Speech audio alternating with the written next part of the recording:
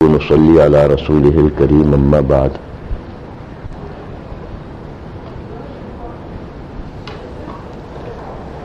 آج حضرت ترمذی شریف کی ایک حدیث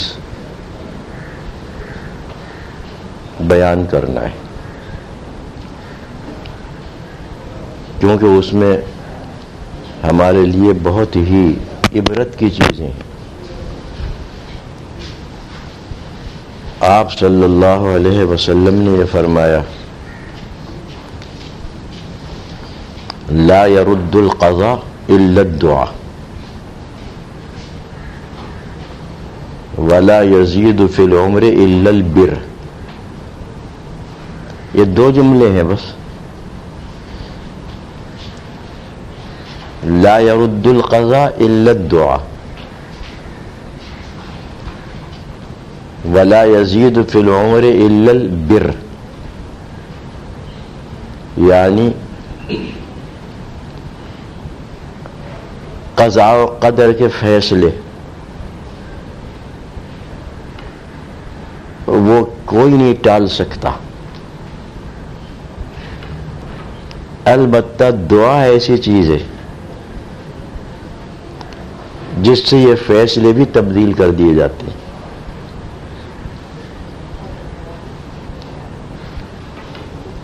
اب اسی سے سمجھ لیجئے کہ دعا کی کیا اہمیت ہے۔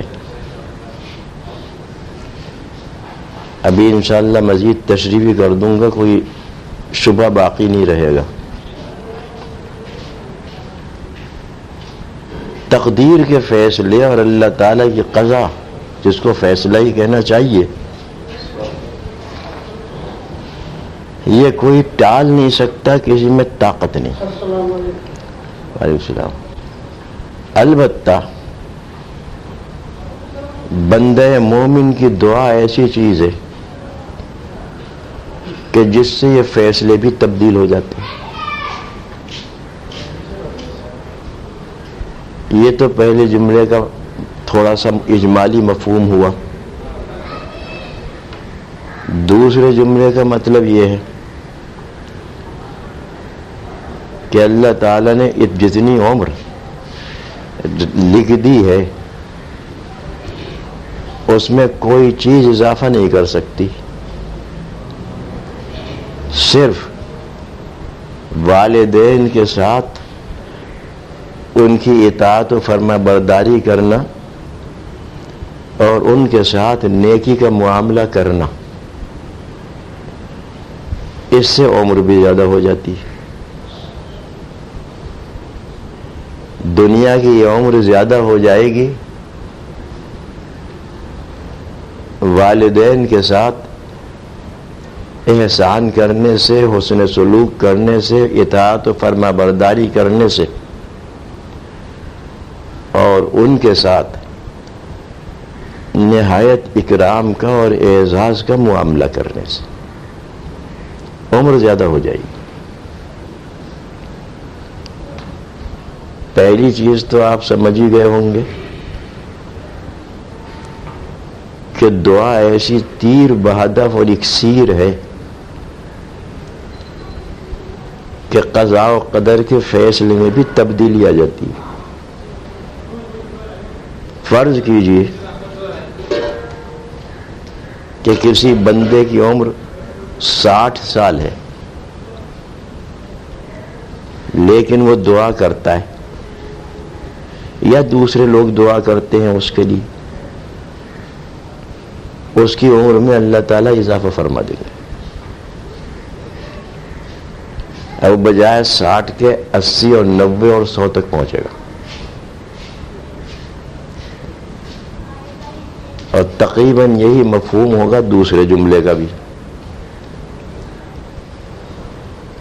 یہاں پر عام طور پر یہ شبہ ہوتا ہے کہ اللہ تعالیٰ کے قضاء و قدر کے فیصلے کوئی ٹال نہیں سکتے، یا دعا کیسے تبدیل کر دیتی ہے۔ تو چونکہ اکثر اہل علم بیٹھے ہوئے ہیں، اس لیے میں اسے واضح کر دوں۔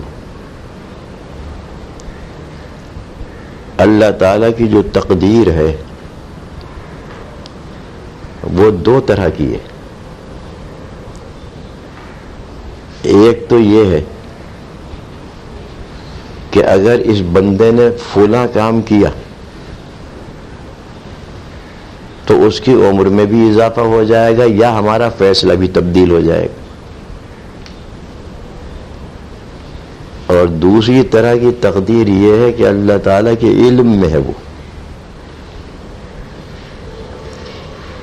کہ وہ ایسا کام کرے گا اور اس کو یہ عمر ملے گی اور اس کے ساتھ یہ معاملہ کیا جائے گا. یہاں پر پہلی طرح کی تقدیر مراد ہے اس حدیث میں، جس کو اور زیادہ واضح انداز میں اس طرح سمجھیں کہ اللہ تعالیٰ نے لوح محفوظ میں لکھ دیا کہ فلاں بندے کی عمر 60 سال ہے، یا یہی لکھ دیا کہ فلاں بندے کو رزق اتنا ملے گا. لیکن ساتھ ہی ساتھ یہ بھی اس کے اندر آیا کہ اگر اس نے دعا کی تو اس کے رزق میں فراخی اور ترقی ہو جائے گی، نہیں کی تو نہیں ہوگی. یہ لوح محفوظ میں جو تقدیر پہلی قسم کی لکھی ہوئی ہے یہ فرشتوں کو معلوم ہوتی ہے، لیکن اس سے بھی اوپر علم الہی ہے جس کے اندر کوئی رد و بدل نہیں. اس سے بھی اونچی چیز اللہ تعالیٰ کے فیصلے ہیں جس میں کسی قسم کا رد و بدل نہیں. لا معقب لحکمی، اللہ تعالیٰ کے حکم کو کوئی ٹال نہیں سکتا. اس میں اللہ کو معلوم ہے کہ یہ بندہ یہ کام کرے گا یا نہیں کرے گا. تو اس اعتبار سے آپ نے فرمایا کہ دعا ایسی چیز ہے کہ جس سے قضاء و قدر کے فیصلوں میں تبدیلی ہو جاتی ہے، جس کی صورت مثال سے میں نے سمجھا دی. ایک شخص ہے، اس کی تقدیر میں یہ ہے کہ اولاد نہ ہو، لیکن ساتھ ہی یہ بھی ہے کہ اگر اس نے دعا کی تو اولاد دے دیں گے. اب یہاں پر دعا جو ہے اس سابق فیصلے کو تبدیل کر رہی ہے. تو لا يرد القضاء الا الدعاء، قضاء و قدر کے فیصلے صرف دعا سے ٹلتے ہیں، یعنی تبدیل ہو جاتے ہیں. اس سے دعا کی اہمیت کی طرف اشارہ فرما دیا کہ اللہ تعالیٰ سے خیر کی دعا مانگتے رہو. بہت ممکن ہے کہ اس دعا کی برکت سے سابق فیصلے میں تبدیلی آ جائے.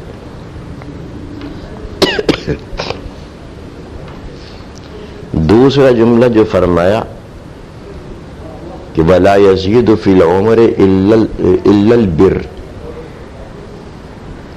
بر کہا جاتا ہے نیکی کو، اور عام طور پر لفظ بر کہا جاتا ہے والدین کے ساتھ نیک سلوک کرنے کو. اس لیے میں نے پہلے یہی ترجمہ کر دیا تھا. اس کا مطلب یہ ہے کہ عمر میں زیادتی ہو جائے گی نیکی کرنے سے اور والدین کے ساتھ حسن سلوک کرنے سے، جس کا مفہوم یہ نکلتا ہے کہ اگر خدا نہ کرے والدین کے ساتھ حسن سلوک نہ کرے تو اس کی عمر میں کوئی اضافہ اور ترقی نہیں، وہ سابق فیصلہ موجود ہے. جبکہ اللہ کو یہ معلوم ہے کہ یہ کرے گا یا نہیں کرے گا. اس سلسلے میں بہت سی حدیثیں بھی ہیں کہ نیک آدمی کی عمر زیادہ ہوتی ہے. عام طور پر آپ نے بھی دیکھا ہوگا جو جتنی نیکی کرتا ہے اللہ تعالیٰ اس کی عمر میں برکت بھی عطا فرماتے ہیں اور ترقی بھی عطا فرماتے ہیں. عمر کی برکت یہ بڑی عجیب نعمت ہے. ویسے تو برکت ہر چیز میں عجیب و غریب نعمت ہے اللہ کی، جو جس کا وعدہ اس نے فرما رکھا ہے نیک کام کرنے پر. لیکن عمر میں جو برکت ہوتی ہے وہ تو سب سے بڑی نعمت ہے. برکت کی ایک صورت عمر میں یہ ہوتی ہے کہ بجائے 60 سال کے وہ زندہ رہا 80 90 100 سال تک، اور اس کی نیکی میں اضافہ ہوتا رہا. دوسری صورت برکت کی یہ ہے کہ عمر تو 60 سال کی ہی رہی، لیکن اس نے اتنے کام انجام دے لیے اس عمر کے اندر کہ جو صدیوں والی عمر سے انجام نہیں دیے جا سکتے تھے.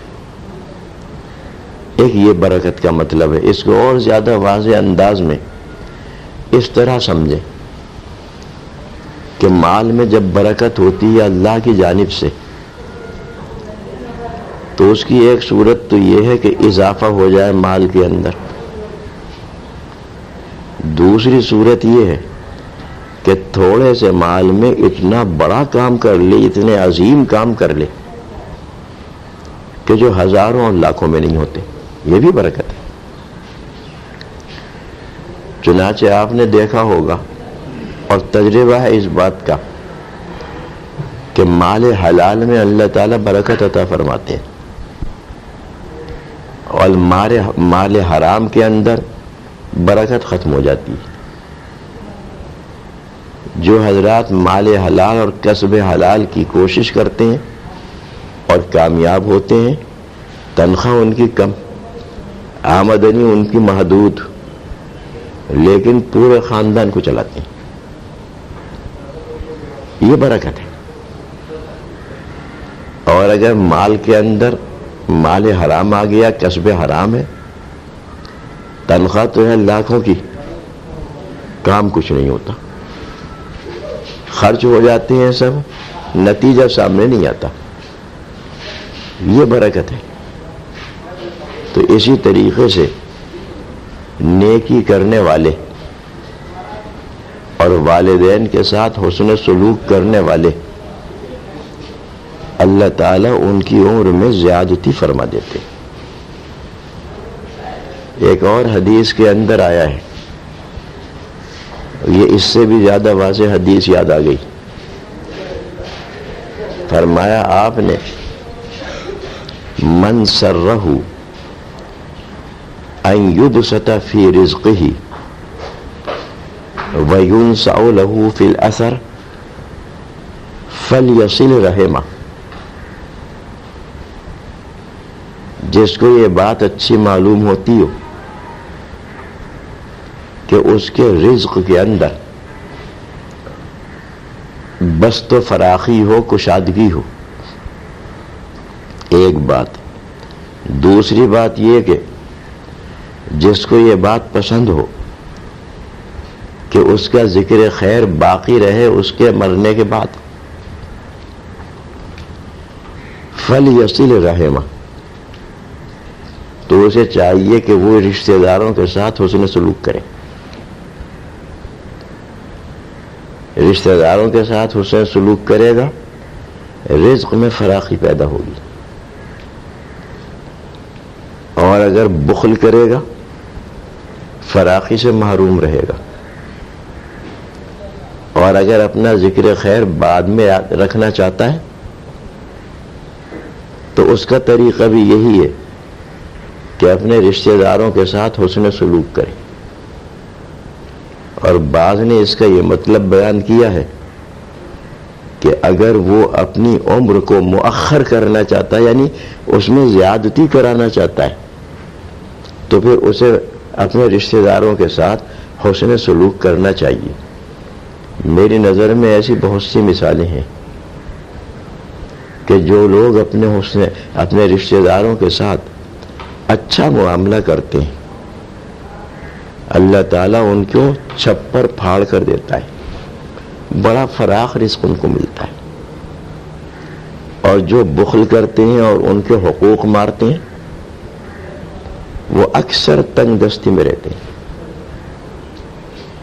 اسی طریقے سے یہ بھی تجربہ ہے کہ رشتہ داروں کے ساتھ حسن سلوک کرنے والے عموماً ان کی عمر زیادہ ہوتی ہے، عموماً زیادہ ہوتی ہے. میرے والد مرحوم 98 سال کی عمر میں ان کی وفات ہوئی، 2 کم 100 سال. پورے خاندان میں ان سے زیادہ معمر کوئی نہ تھا، پورے خاندان میں. ان کے جتنے چھوٹے بھائی تھے، بہنیں تھیں، سب کی وفات ہو گئی، برسوں پہلے ہو گئی. وہ زندہ رہے. اس کی وجہ یہ تھی کہ انہوں نے اپنے والدین کی بے انتہا اطاعت کی تھی، بے انتہا. فرمایا کرتے تھے کہ میں نے اپنے والدین کا دل ایک لمحے کے لیے نہیں دکھایا. کتنی بڑی بات تھی. والدین کو ایک لمحے کے لیے تکلیف نہیں پہنچائی، بلکہ یہ کہا کرتے تھے کہ ایک موقع پر میں نے ان کی بات نہیں مانی تو بعد میں مجھے احساس ہوا، میں نے معافی مانگی اور ان کو راضی کر لیا. اس کی یہ برکت تھی کہ 2 کم 100 سال کی عمر اللہ نے ان کو عطا فرمائی. آخر تک اللہ تعالیٰ نے ان کو معذوری سے محفوظ رکھا. صرف وفات سے چند دن پہلے، 8-10 دن پہلے بیمار ہوئے، پھر معذور سے ہو گئے، پھر وفات ہو گئی. خدمت بھی کسی سے نہ لی. یہ ایک زندہ مثال میرے سامنے موجود ہے. تو اس میں کوئی شک نہیں کہ نیکی کرنے سے، حسن سلوک کرنے سے، بالخصوص اپنے والدین کے ساتھ اور بالعموم اپنے رشتہ داروں کے ساتھ، اللہ تعالیٰ عمر میں زیادتی عطا فرما دیتے ہیں. حضور اکرم صلی اللہ علیہ وسلم کا یہ فرمان جھوٹا نہیں، بلکہ اس کی بالکل مثالیں اول سے آخر تک آپ کو مل جائیں گی. جب بھی آپ کسی معمر آدمی کو دیکھیں، غور کریں گے اور تحقیق کریں گے تو یہی صورت سامنے آئے گی کہ وہ نیکی کرتا رہا، نیک سلوک کرتا رہا. وہ بات دوسری ہے کہ رشتہ داروں کے حقوق اور ان کے ساتھ حسن سلوک مختلف مرتبوں، مختلف درجات کا ہے. قریبی رشتہ داروں کا زیادہ ہے، دور کے رشتہ داروں کا ان سے کم ہے. بہرحال ان کے حقوق ہیں. جو حقوق اللہ نے مقرر فرما دیے ہیں رشتہ داروں کے، ان کو صحیح طریقے سے ادا کرنا یہ حسن سلوک ہے. مثلا ان کو تکلیف نہ پہنچائے، ان کے ساتھ نرمی کا معاملہ کرے. اگر وہ ضرورت مند ہو تو بقدر وسعت ان کی مدد کر دے. اگر وہ بیمار ہو تو ان کی عیادت کرے اور ان کے بیماری کے ازالے کی تدبیر کرے. اگر ان کو خوشی اللہ تعالیٰ عطا فرمائے تو اس میں شریک ہو، ان کی خوشی میں خوش رہے. ان کو کوئی تکلیف پہنچے تو اس سے رنجیدہ ہو. یہ عام طور پر تمام رشتہ داروں کے حقوق ہیں. اور یہ کہ گاہے گاہے ان سے ملاقات بھی کرتا رہے. بتائیے کتنا مختصر سا معاملہ ہے.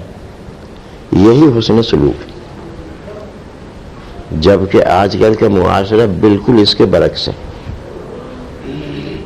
سب سے زیادہ دشمنی، نفرت اور عداوت اپنے رشتہ داروں سے ہوتی ہے، غیروں سے دوستی ہوتی ہے اور رشتہ داروں سے نفرت ہوتی ہے۔ مجھے ایک صاحب نے سنایا، عالم ہے اور اسلام آباد میں ہے، ہزارے کے رہنے والے ہیں، انہوں نے سنایا کہ چچا زاد بھائی کو ان کی زبان میں کچھ کہتے ہیں، مجھے یاد نہیں کیا لفظ کہا تھا انہوں نے کہا کہ اس کا مطلب ہے دشمن۔ اللہ جانے کیا صورت، وہ لفظ مجھے یاد نہیں ہے۔ ہاں، تربور، تربور، اس کے معنی دشمن کے ہیں نا؟ کیا معنی ہے اس کے؟ معنی ہے دشمن۔ مولوی فیض الرحمان نے سنایا تھا، فیض الرحمان، انہوں نے سنایا تھا کہ ہمارے یہاں کہا جاتا ہے اسے تربور، چچا زاد بھائی ہے جس کا حق ہے، لیکن دشمنی پیدا کرنے کے لیے یہ لفظ آیا تربور۔ آپ نے ایسا نہیں سنا ہوگا کہیں، تاکہ شروع سے ہی بچے کے ذہن میں یہ بات آ جائے۔ ہر جگہ کا معاشرہ الگ ہے، معاملات الگ ہیں، چنانچہ وہاں جس قدر جنگیں اور قتل ہوتا ہے وہ انہی کے ساتھ ہوتا ہے، اکثر و بیشتر چچا زاد بھائیوں سے ہوتا ہے۔ کبھی زمین پر ہو رہا ہے، کبھی مکان پر ہو رہا ہے، کبھی کھیت پر ہو رہا ہے، کبھی کسی چیز پر ہو رہا ہے، زیادہ تر قتل و قتال ہونے کا ان کی وجہ سے ان پر ہوتا ہے۔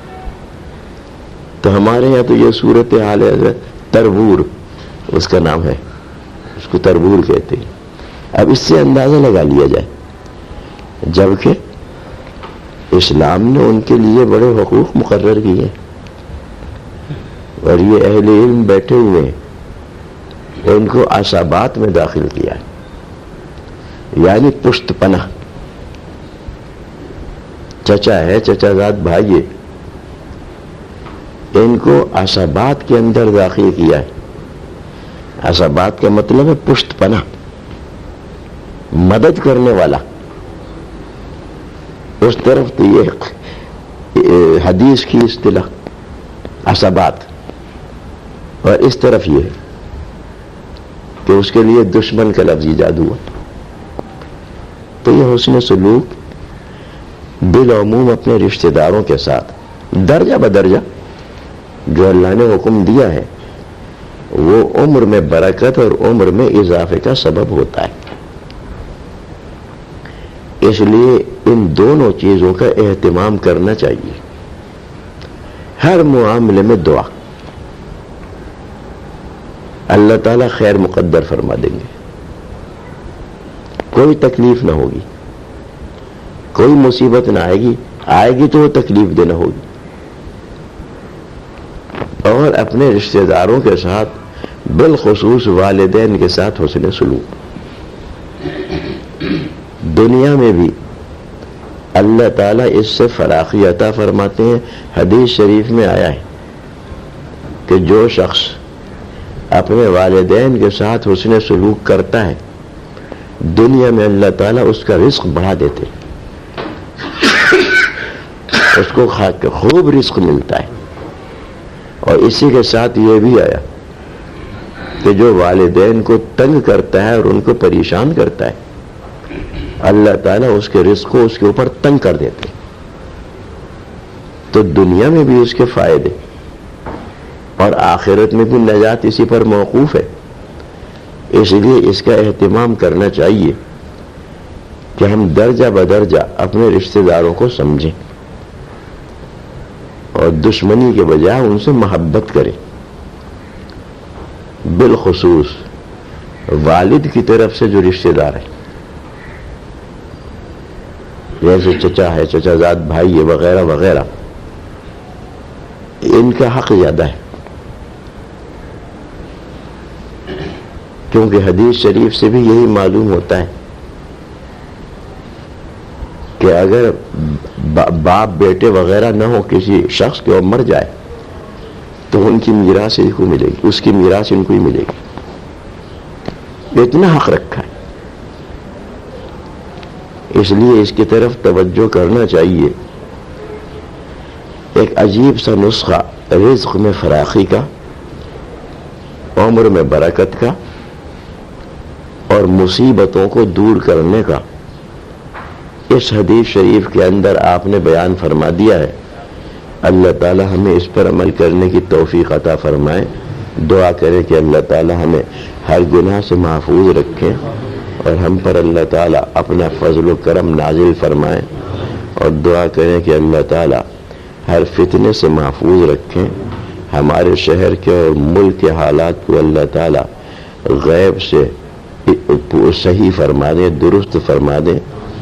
اور جن اعمال بد کی وجہ سے ہم اس عذاب میں مبتلا ہیں، اللہ تعالیٰ ان کو معاف فرما دیں اور ان کی بخشش فرما دیں برحمتک یا ارحم الراحمین.